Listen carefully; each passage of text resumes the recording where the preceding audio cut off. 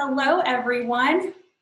We got people trickling in here. I'll give people some time to come in. Welcome, welcome. Thank you so much for joining us today for our webinar, 2 Tools to Transform Your Training. It's a lot of T's. We tried to get as many T's into the name as we possibly could. My name is Emily Sandilands. I am the community builder here at Zingerman. I am going to be your host today. I'm thrilled to be here with today's presenter, Timo Anderson. Hi, Timo. Hi, everybody. Timo is one of our fabulous trainers here at Zingerman. We also have Mara Ferguson, Zingerman's keynote liaison. She is here behind the scenes. Mara is going to be monitoring the chat and the Q&A with me today. We're going to also be fielding all of those questions to Timo during the Q&A portion of today's webinar. We are coming to you live from all over Ann Arbor, Michigan. We'd love to hear where you're tuning in from, so feel free to drop your location there in the chat, and we can kind of do a little roll call here. That's always fun to see where people are tuning in from. Okay, Colorado, North Carolina, Illinois, welcome everyone. Thank you so much for coming. We are going to spend about 30 to 45 minutes presenting content, and then we're going to leave some time open for Q&A at the end of the webinar. Feel free to submit any of your questions there by using the Q&A button at the bottom of your Zoom screen. We're going to do our very best to get to as many of your questions today as we possibly can, but should we not get to your question, not to worry, we will get back to you with answers in the next day or two.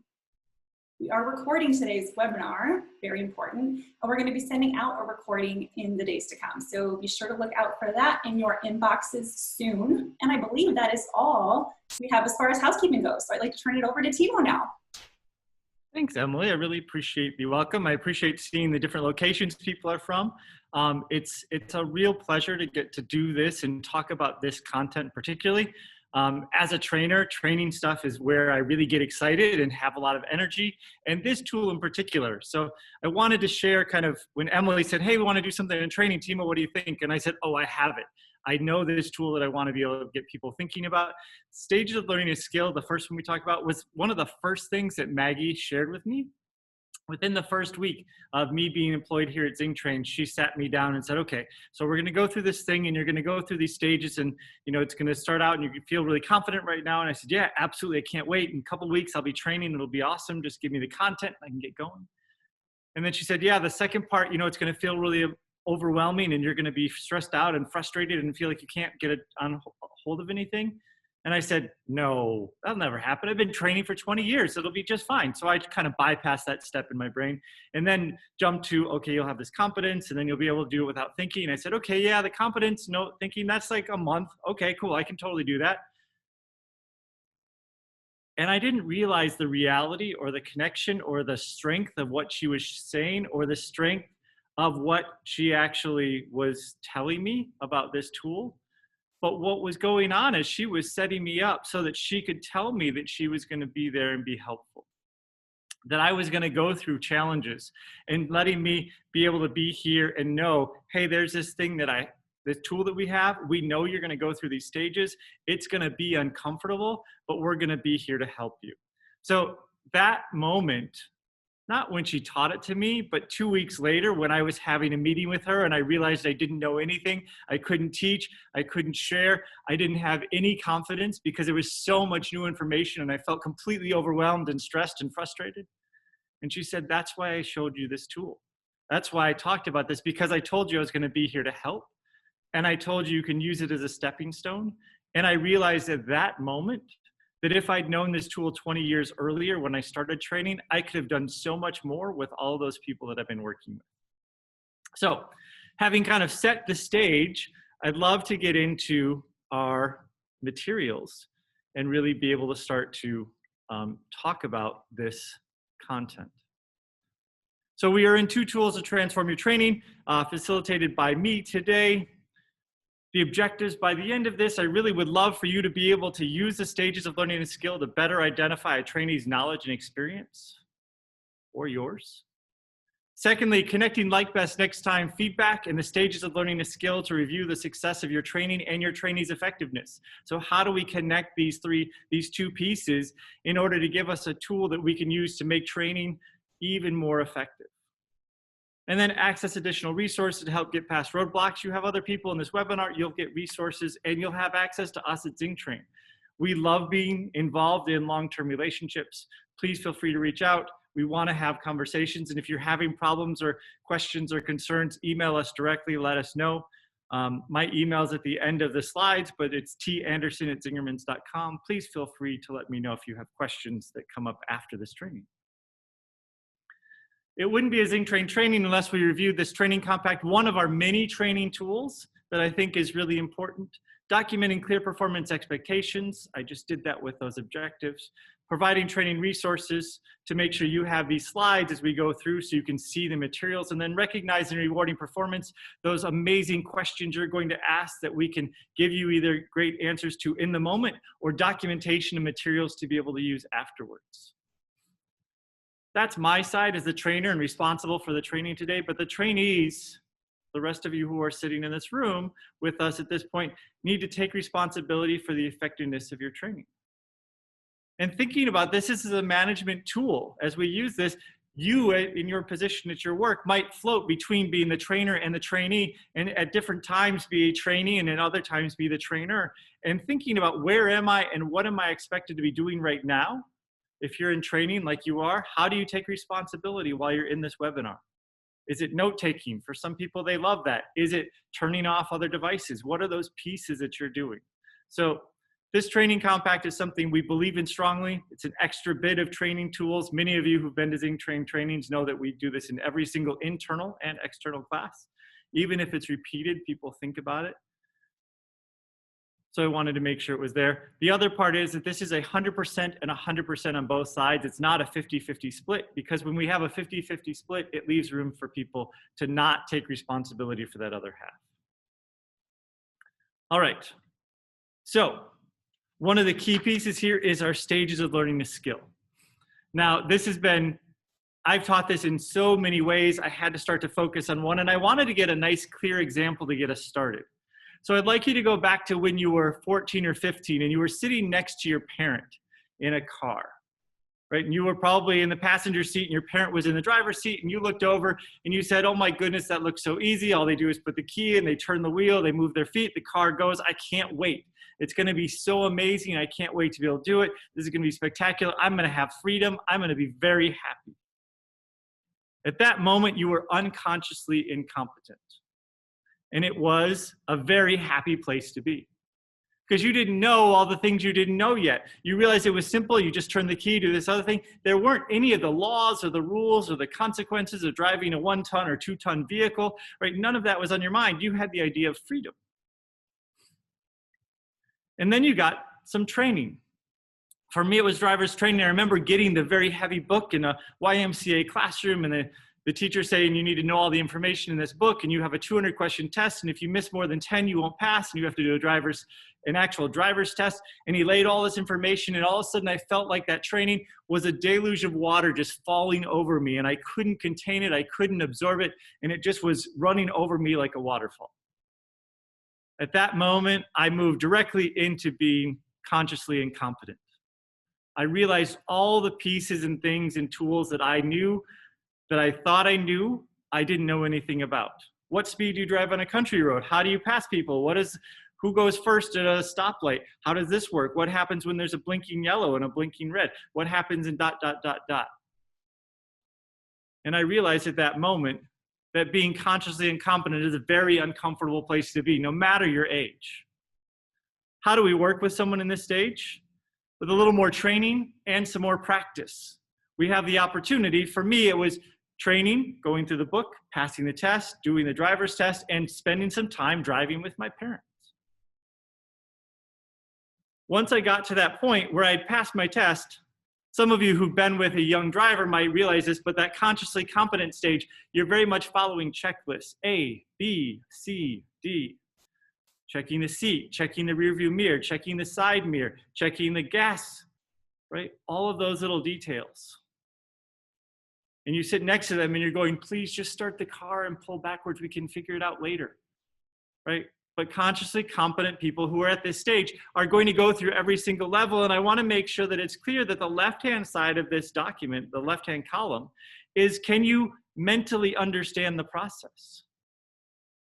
Do you know the theory and the thoughts behind it? On the right-hand side is your competence. Can you physically do the task? And so consciously competent is I'm thinking about all the steps and I can do all of them. This is my first area of success where I have the ability to put the act into practice. With experience, we get to this top level of being unconsciously competent. For me, driving in this morning, I got in, turned the key on, put my seatbelt on, and started backwards. I didn't look at the gas. I didn't shift the mirrors. I did move the seat because my wife's a little shorter than me, and so I had to move the seat to get into the car. But besides that, I didn't check all those things because this is what I consider to be the AGQZ level. The level where you kind of take the important parts, turning the key, noticing the gas level maybe as you did it, or thinking about it and trusting that you have gas in the car. Right? New drivers seldomly run out of gas. It's us experienced drivers who run out of gas because we don't look at the gas gauge as we're doing these pieces. So, having walked through this, there's a couple of things that we like to think about. One is when we're thinking about trainers, we want to think about who is the ideal trainer when we're choosing within an organization, or who fills the role of ideal trainer most effectively. And oftentimes people think it's the very best player, the very best employee. And so we'll say, hey, George, you are amazing at doing this. Can you please come over and do this? Can you teach this person? But George is at the unconsciously competent level and is doing steps A, G, Q, and Z. So he shows me step A, and I'm like, okay, good. And then G, and I'm like, wait, B, wait, we're missing all these steps. And so when we think about this, our trainers, our best trainers, are able to be in the consciously competent level. And I say able to be because it doesn't mean they've stopped there. It ideally means they've actually made it up to being unconsciously competent so they can do the task without thinking, but they continue to learn and think about it. And if you are learning and reassessing the process and teaching the tool repeatedly over and over again, then you're staying consciously competent of all the steps. You may be skipping them on a regular basis to be more effective, but you're still conscious and aware of each of those steps. Because when you're unconsciously competent about something, you're no longer learning. When you make it to that level, you are doing it without thought, and by definition, doing it without thought means you are not learning any new pieces. So in doing this, we've now got this process where we can categorize learners and think about where they are, and we can categorize where our trainers are and ask, how do you get to be from unconsciously competent back to consciously competent? Well, one of the ways is to document the process or audit a previously documented process to make sure you're still present and aware and engaged in that piece. So that's one of the things that we think about. So this tool, in doing this, really starts to become something that then can be expanded not just to the trainee, but to your entire organization. Because all of us at different points of our work are at different stages of learning that skill. Because any new skill we're learning, we're going through this process. Now, if it's directly related to something we've already learned, then it's going to be something we're going to go through more quickly. But if it's something that takes longer, it's going to be, or different, it's going to take a lot longer than what it would. I'd like to take an example of an employee here and just kind of work through and think about it for a second and see how this might relate. Let me go back to that employee. So an unconsciously incompetent employee is going to say, hey, this is great, can't wait, amazing, so excited. And I'll take it to our deli in particular and say, oh my goodness, I get to work at Zingerman's Deli. I get to work behind the cheese counter. It's going to be amazing. I'm going to know all this stuff. I get to taste all this amazing food. I've been in there as a customer and it's great.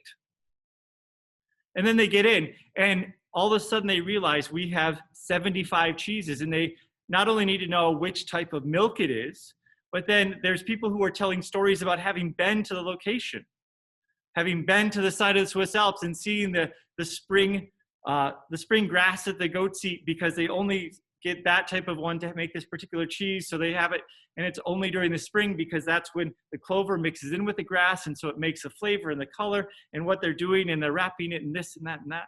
And if you're standing someone who's telling that story of information about a cheese and you're new and trying to figure out cow, goat, sheep, water buffalo, you're hearing this story and saying, I am never going to know that level of information. And it's very disheartening. And if you haven't had these conversations of saying, hey, you're doing really well, sometimes you'll lose that employee before they get to being consciously competent, or even ideally up to that level of unconscious competence. Who else goes through these stages? Just thinking about this as a tool in regarding to training, are your customers. Right? And imagine being able to give to your staff elements of each of these levels of stage of learning skill for your customers and saying, hey, when you hear a customer say this, they're probably here and here's how we could help them. Your unconsciously incompetent are your first timers, your walk-ins, the what do you do here? And the massive eyes, or the phone calls of, I think I'm supposed to call you, but I don't know. Right? Consciously incompetent. How do you do this? Your menu is so big, your catalog is so big, how do you choose? So last time I was here, I did this, and I don't know if I did this right, or I'm trying to figure this out. A consciously competent customer might say, they use every step in your process. They do A, B, C. They're one of the ideal individuals because they put everything in exactly the way it's supposed to be. They make sure they clarify with questions. It might be a little slower. They might overload you with information because you don't need all of the details. They tell you the story behind it. And then your unconsciously competent individuals have a memorized order. They know exactly the words you use. They tell you, especially if you're new, they tell you the parts of your system. And they know all those secret specials, those things that they can order that aren't on the menu or aren't at that level. I know for me, one of the things that I do that puts me up at this point at our Roadhouse restaurant is that I always order the deep fried ribs, which isn't often on the menu because they're served with a particular type of cane syrup, but I'm willing to have them with maple syrup instead if the cane syrup isn't available, because there's such a spectacular combination of flavor and such. But as a customer, I know that, and some of the new employees don't know that that's possible, so I'll even ask them to go ask if the kitchen line can make them that night. Now, in thinking about this content, one of the things we realize is that there's lots of different people who say, well, okay, this works in a restaurant or it works at Zingerman's, but how does it work in other places? So I wanted to think about this of the fact that it's usable and how we're using it is another tool because this is used across organizations and across fields. In fact, I found it used by the Michigan basketball team. And the coach there, when it was John Beeline, and he had this, and he shared this. And what's interesting about this example is that it's not John Beeline talking about it, but he talked about it enough in the press conference and working with the guys who are calling the game that they explained it and put it up on a graphic.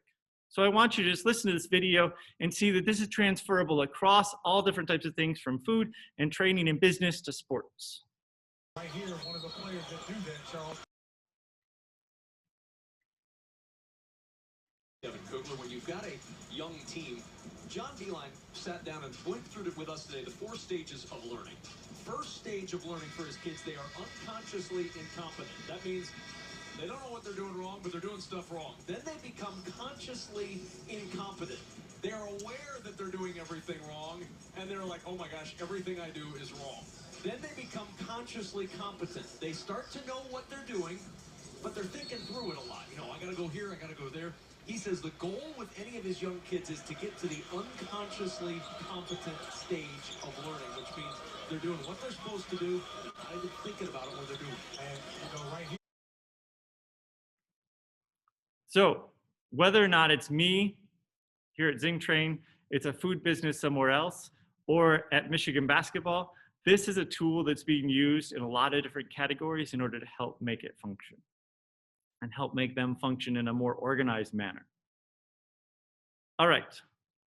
So I wanted to then move on to a couple of other examples and work through what it looks like and what staff might look like when they're at that level of being whichever level they're at.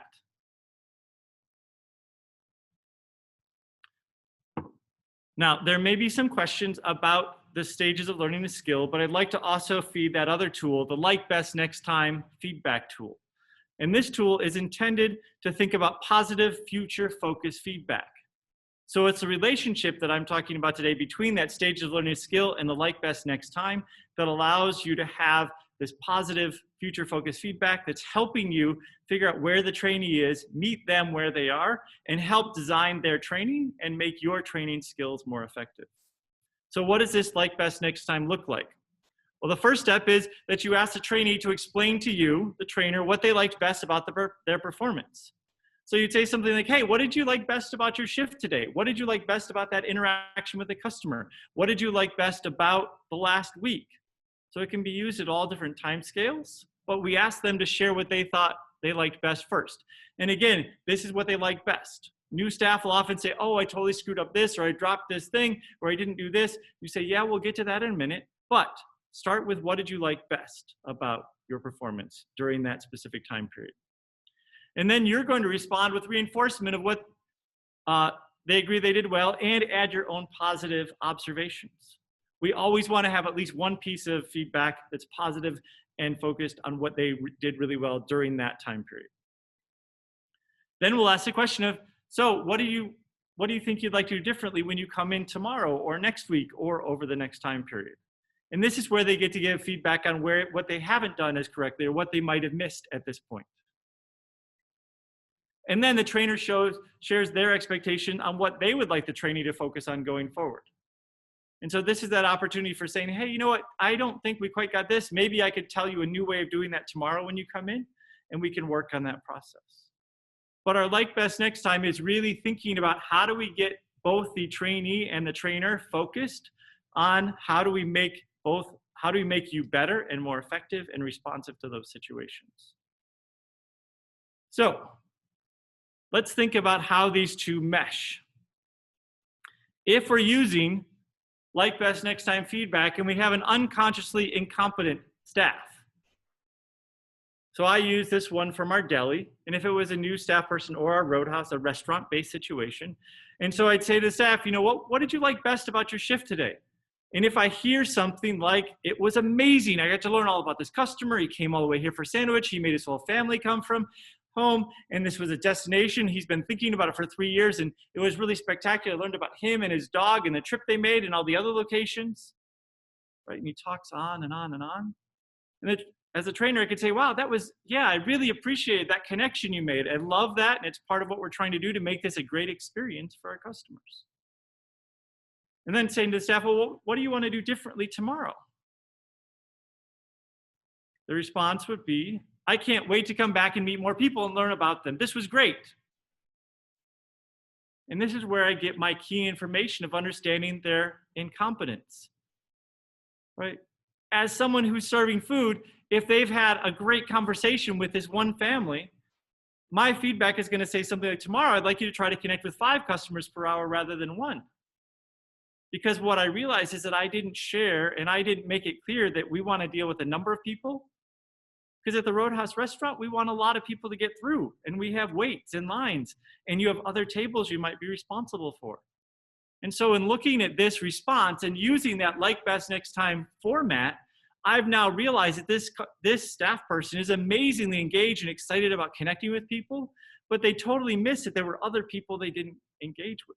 They weren't even aware that that was something that would be an expectation.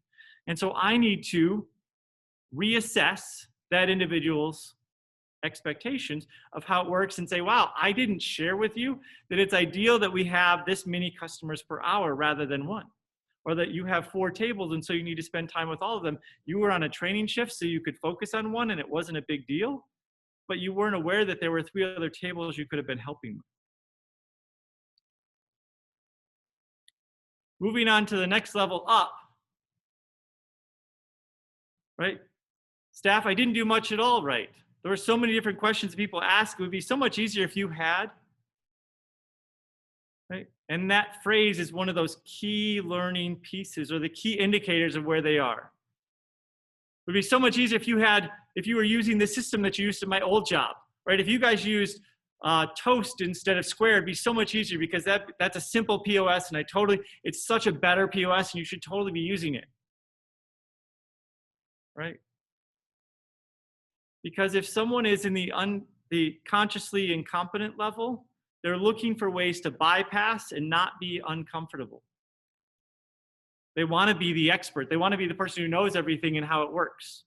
So as a trainer, you could say you really smiled and made eye contact using the 10-4 rule really well, because you noticed that they did that, and you're trying to deflect that person who's saying, well, I didn't do anything at all right. You could also say to them, saying, well, you know what, I would love to write down this suggestion of using square instead of toast. And we'll put that down in some notes. And at 6 months, once you've mastered toast, we'll go back and kind of assess whether or not square would be viable, because I don't want to lose your beginner's eyes, right, where you're seeing things that we might not notice. But I'll write that down. We'll put it in a folder. In our 3-month formal review, we'll talk about that, because you'll have managed and looked through our systems and see how it could do. The question of, you know, what would you do differently tomorrow? I have no idea if I can actually get to know this stuff. How long does it take again to be ready? I need to learn ... Trainer can respond, I agree, there's lots of information, but I love that you followed the process, engaged with customers, and then got help from other staff as you needed to. Well done. This is a challenging time, and remember, we're here to help you and support you and make this easier process. For the consciously competent staff, it was pretty good. I made eye contact, smiled at a lot of people. I was able to get a few orders completed slowly, but they got done and were accurate. Again, agreeing with what they were saying and adding on some extra support. That was great. I love seeing you hand out, you know, the completed order, especially the one you did all by yourself. Then say, what would you do differently? I still need to get faster, be able to talk to the customer with more info as I'm getting the order together. I need to know this, and this. And they're showing that they have an awareness of what they still need to work on, but they have some success. You are getting it. I agree, speed is necessary, but will come with practice. Everyone here has practiced a lot. And then finally, the unconscious competence. Today was so much great work. We had a rush, but it was cool to be able to keep orders moving and flying out the door. Everyone was moving today. I agree, you were in the thick of it and totally kept up. Staff, what do you want to do differently? I can't wait to come back and see if I can't start thinking about auditing the systems that we are using. I think I have some ideas. I want to see that I can make some more improvements. That sounds great. What are you thinking we could make better? They've gotten to the point that they are now able to do the task without having to think about it so fully and with as much detail. And so they're able to think about, how do we make these even better? So I want to kind of share and think about going back the stages of learning a skill, moving from being unconsciously incompetent to being consciously incompetent, knowing what I don't know, up to that conscious competence of A, B, C, going through the process slowly, cleanly, and then jumping up to that level of being unconsciously competent where you can do it and do it on your own. So I've shared this connection. I have a couple of final takeaways I'd like to do in a couple of moments, but before that, Emily, I'd love to answer any questions that might have popped up along the way, or that might be coming, to be able to see what people would like to know. Yeah, we have a couple of questions here, and feel free to shoot in any questions you have in the chat box or in the Q&A panel there. We'll be happy to get those answered. A question we have here is, when do you fit in the like best next time, when you feel like there isn't time? Like, yeah. Time is always a challenge, right? If you're having a crazy, really busy day and you're short staffed and somebody called in sick and then you have these other pieces, how do you find time to do this piece? Well, if you look at those examples, especially the one that's on the screen right now of being on the unconscious competence, right? How long would it take to have that conversation? 3 minutes, 4 minutes? And I will say that this becomes something that we practice, and the more you practice, the more effective people get, but you can do it in less than 5 minutes. It could be right before they go for a lunch break or the end of shift, or if someone's turning in their cash drawer. Think about what is that piece you can ask and saying, hey, what was really good today? Well, I did this and this and this. Yeah, I totally agree. What could you do better tomorrow? Well, I'm thinking this and might work on this. Absolutely. Do you need some help? Is there someone I can have as a trainer help you? Do you think George would be able to help you get that more effectively? Great. And again, this could be a 3-minute piece that starts to squeeze in and fit into this space that allows you to now have feedback from that new trainee, from someone who's been there for a while. This could be a weekly check-in with each of your employees. And what's really cool is that allows you to see where they are in something. If you put in a new menu item or a new process or a new system, to have an understanding of how they are in getting it, because as they share their responses, then they'll be able to think about what they're learning, and you can see what other assistance they may need. But I would say time-wise, we all have time challenges. What we really want to do is think about, this is a short piece, and if we set people up and start doing it after shifts regularly and people come to expect it, the time that it takes fits in, and we find those small spaces to make that work. Great, thank you. Lisa had a question here. Wondering if you could just elaborate on what 10-4 is. What is the 10-4 rule, Timo? Oh, sure. The 10-4, and I will say we have adapted it for the current state of the COVID pandemic, and we now call it the 10-6 rule. So at 10 feet, we smile and make eye contact. And at 4 feet, or now 6 feet, we verbally engage. And so that's our tool for teaching new staff how to interact when you're in the physical space of being in the front of house or with other coworkers as well. It's a kind of organized system that people can know what the expectations are, and we can hold people to that. And so at 10 feet, we smile and make eye contact. Right now, it's hard to smile through a mask, but you can see it through the little crinkles in the eyes if it's a real smile. And that eye contact can be really more kind of intentional and focused in order to help engage with them, and then verbally engage when they get closer. It's our tool that we use in order to help our new staff figure out how to give even better service. Yeah, actually, I'm working on a blog post right now about service, and we're talking about changing the 10-4 rule to the 10-6 rule for socially distanced safe distance there. So 10-4, 10-6. Thanks, Timo. We have a lot of questions coming in, so thank you, everyone, for sending those over. Jenna asks, how do you gauge where people are if you're training them for the first and only time? How do you train if people are all at different stages? So I'm going to assume that it's a group of people that you're training if they're at different stages and you have a single time in that class. So in thinking about that, part of it is, for me, getting really clear on what your expectations are for that. So when I did at the beginning of this webinar, I had the objectives for the day, but I want to be really clear of where I want to get people. And possibly if you have an hour with them or you have an hour and a half, halfway through, do an assessment with the group. Hey, what do you like best, or what have you learned most effectively so far? And have people give some feedback throughout. You can use this like best next time feedback in the middle of a class to see what people have learned, and then see what you can help to make sure you clarify in the second half of that class. And that way you can do that. Ideally at the end, if you have an evaluation, you might use like best next time as a tool, and then you can make sure that you're making that content as effective as possible for that group. But for me, it's one, getting really clear on what you're expecting to teach them and for them to know and be able to do differently by the end of that hour or whatever chunk of time you have. So no matter where they are, they know that that's the objective and that's what they're working towards. And so then you can clarify to make sure they're going to be able to do that by the end of that hour, or they need to come back for a retraining or more information specifically. Great, thank you. So there was a question. I'm wondering, Timo, if we can go back and show the slide with the stages of learning a skill that had this one, perfect. So there was a slide, here's a comment that came in when we discussed this, suggesting there was an advantage or a necessary step to move back from the top there, unconsciously competent to consciously competent. I'm wondering if you can just sort of elaborate on that a little bit, or maybe discuss it a little bit more.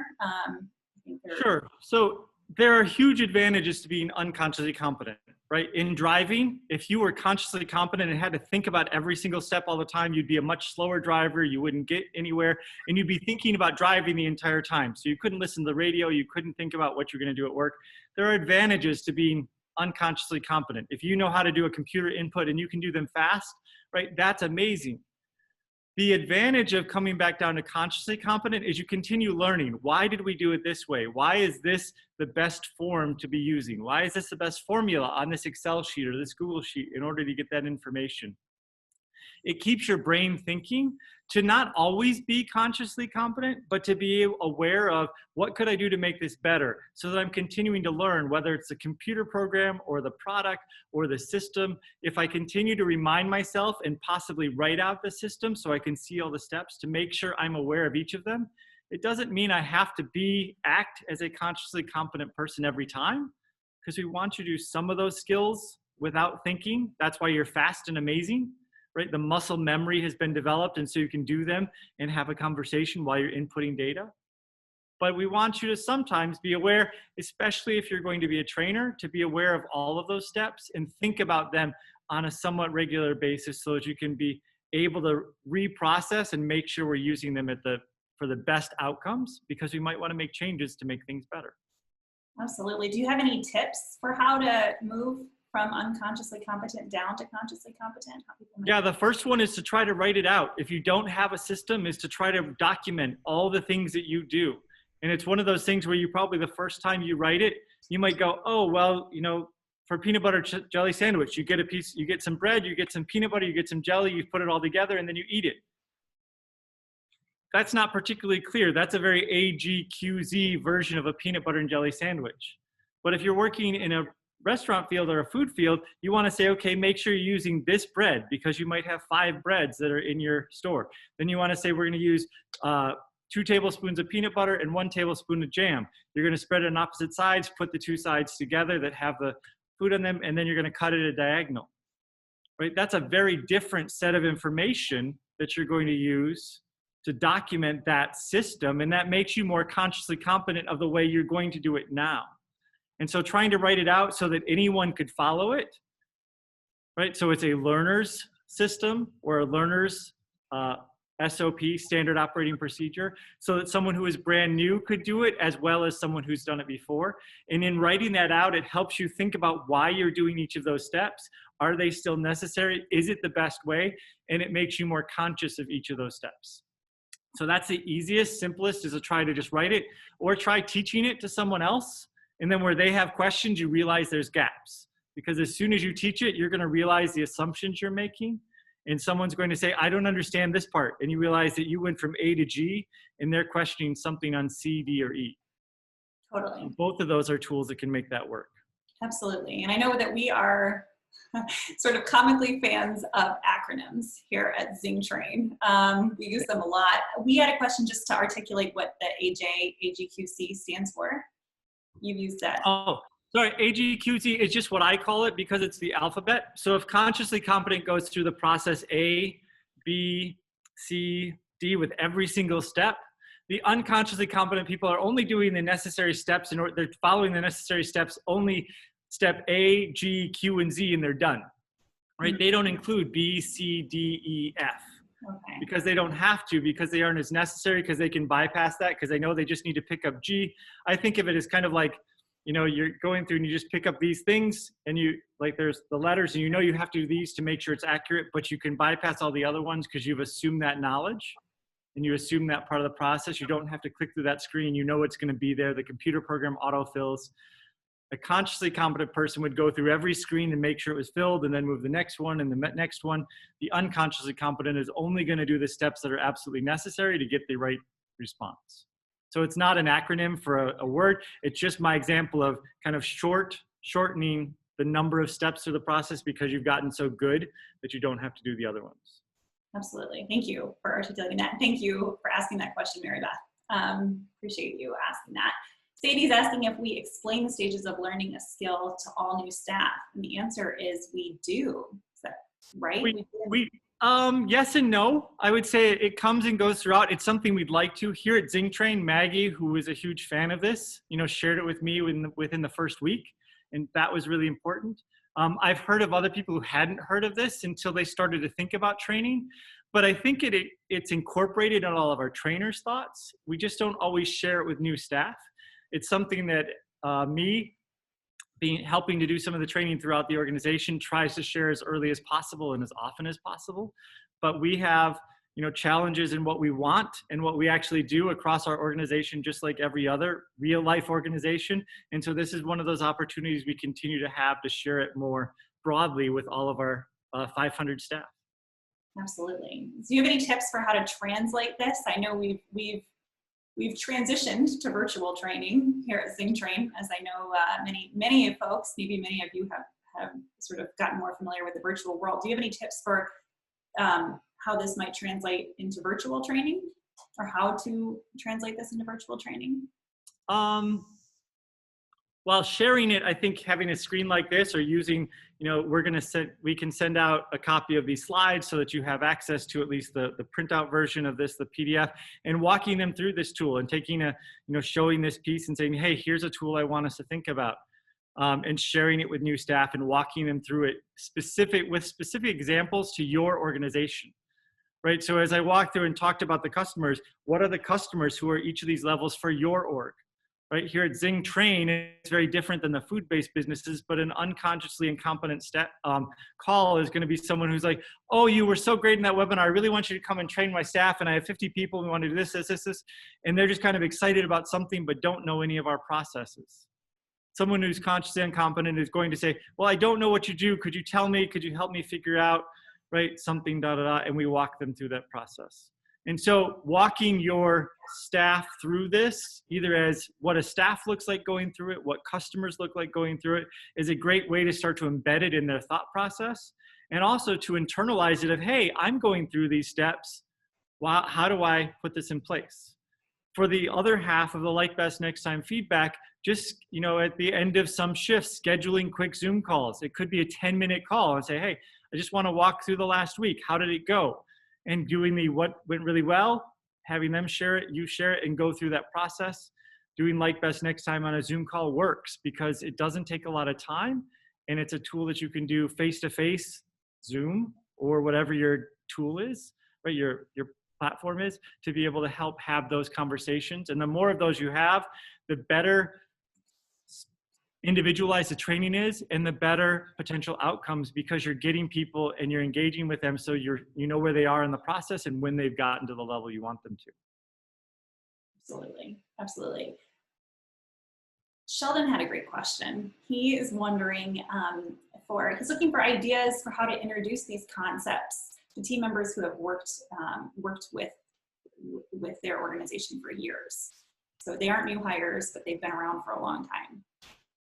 Sure. So, ideally, you're using some of those individuals. They may be the unconsciously competent, right? They're the ones who know the process without having to think. And so asking them to say, hey, you know what? I'd really like, we're working on doing some training and some updating of our training materials. I'd really like you to either, one, look at this training document and see if it's accurate, or two, can you start to write down some of the steps you do to be more effective? And so asking them to be part of the process of documenting that standard operating procedure, and in doing that, say, hey, here's what we're working on, because we have brand new staff who are at this lowest level coming in. That they come in, they don't know anything, they're problematic, it's challenging to you, and then they get really uncomfortable because they're at this level, and it's teaching them about other people coming in. And then you can kind of subtly put in that idea of being up here unconsciously competent, where you haven't had to think about this process, is not an area where we're learning. And we really like to continue learning. And one of the learnings I'd like from you as a really experienced, super valuable employee is I want you to think about it, how we translate this information to any new person more effectively. And so that's one tool of it. And then for the like best next time feedback, saying, hey, I heard this new tool. It takes a couple of minutes. I'd just like to see how things are going in regards to that new person you're working with, or the new product we're working with, and make it less about them personally. Because like best next time can be used not only for individual personal kind of feedback and training feedback, but for any product or project. Sorry, had to get those two separated. To be able to have those pieces, and so it can be used for any of those as well. And so that's a way of starting to teach the like best next time tool, and then say, hey, I'd love to try this like best next time with you, just to see how the last week is gone. And so that's a subtle way of starting to put that in. It's not attacking them. And ideally, it starts to become part of your regular programming with them. And so then they're expecting it on a regular basis, and it just becomes a conversation.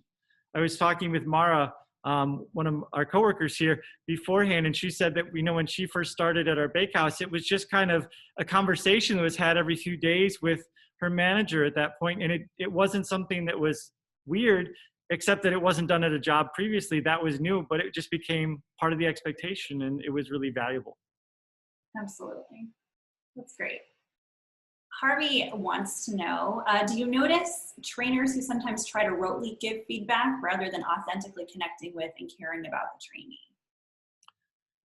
Yeah, I think you can get in that pattern of knowing, right, if they're at certain levels, you're giving that type of feedback of, oh, you didn't understand this, right, you didn't get it. That individual, I think, would be most impacted by asking them to start to do this like best next time feedback and expecting that of them with their trainees, because then they're having to engage and listen to that person of where they are. And so as a feedback tool, if they can use like best next time, they'll get more detailed information. And then as their manager, possibly you could say, hey, what is the training step that that person needs to go to next? And they will know that by listening to where they are, where they think they are, and where they think they need to get better. If the employee that they're training is saying, I don't need to learn anything, and your trainer is saying, well, yeah, they don't need to learn anything, they kind of got it, they'll figure the rest of it out of their way. That's a disconnect for me between them being unconsciously incompetent and consciously competent where I want them to be. And so I want the trainer to be able to start to say, where are they in this skill? And I might ask them and teach this to them and say, okay, I'd like you to be able to let me know where this individual is based on what piece of feedback. And then what is the next step for them? And that starts to personalize the training for that employee instead of kind of banding them all together and pushing them through a training process just to get them moving. Absolutely. I hope that makes sense, Harvey. And if you want more detail, please feel free, because I could talk about that for a very long time. Absolutely. Sadie had a great follow-up question when we were talking about the like best next time. Do we also me or anyone using the like best next time feedback tool for trainees to give feedback to their trainers about what they'd like to see the trainers do next time? Absolutely, we can. It's not as often, but it's something we do. We actually do feedback as an evaluation form and say, what did you really like about this training and what could we do to make it better? Right? Those two questions are basically saying and giving opportunity for the trainee to give written feedback to the trainer program and the trainer's boss or the trainer's manager about how that training went. And so that's a tool we have in place for every single one of our class individual trainings. But ideally, you would do this in person as well. So maybe if you're the manager and you have a trainer who's training someone, you would do like best next time with the trainer. And then you might go to the trainee and do the same thing and say, what do you like best about the training so far? Not specifically maybe about the trainer, but you'll get some information. Say, hey, how did this go? What was the best part? What could be made better? And you'll have information. So yes, it can be used for that type of up and down feedback. Absolutely. I think that was a great question. Hillary made a great point in the chat, not a question, but made a great point. I just want to read aloud so people can hear it. I think it might be important to point out that the stages of learning skills varies task-oriented. It could be a consciously competent person on one task, but unconsciously incompetent on another. And as a manager, you need to assess their skills and give feedback on specific tasks and not just their job overall, or as a new task or skill is introduced. That's a great point. Absolutely. We all are at different levels at different tasks, right? So keeping aware of that and thinking about it and kind of constantly making yourself aware of where you think you are in the task you're working on right now is a great way to keep yourself mentally engaged and moving up through the stages. Absolutely. Great. Well, that is it as far as questions go. Unless folks have questions, feel free to keep sending those over in chat or in the Q&A box. Thank you so much for all of those questions. Timo, if you want to share some final takeaways.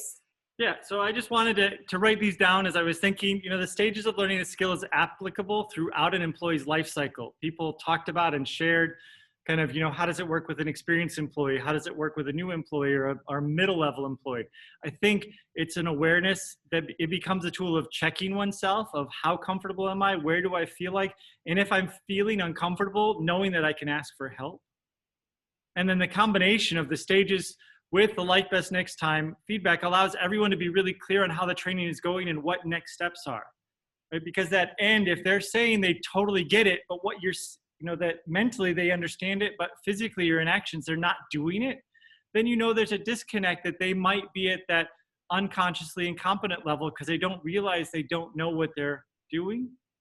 So we can think about that as well as a tool helping us get through and helping us get over some of those bumps or those miscommunications between people who are thinking they're at different levels of success. And then finally, training is never done. I apologize for sharing that at the last note, but it is. Training is never complete. It is an ongoing piece. Thank you so very much. This, to me, is one of my favorite tools to think about, to engage with, and share with people, whether they be in training or even friends and coworkers. Again, my email, t.anderson@zingermans.com, if you want to follow up on any of these details or questions in more detail. We can set up a phone call and discuss that as well. So thank you very much. It's been a real pleasure to be here, and I can't wait to hear from some of you afterwards. Yeah, thanks so much, Timo. And thank you, everyone. Just want to thank you all so much for the questions and the colorful dialogue. I really appreciate it. I just wanted to let you know we do have a workshop coming up, one of our virtual workshops that sort of digs into training, including these tools, but more broadly in more depth. And that is happening Wednesday, September the 16th. I'm going to ask Mara to drop a link to the chat. Oh, she already did it. She's so great. Mara dropped a link to that in the chat if you want to kind of explore that and see what that's all about.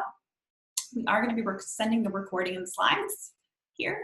So be sure to look out for those in your inboxes in the days to come. So thanks again, everyone.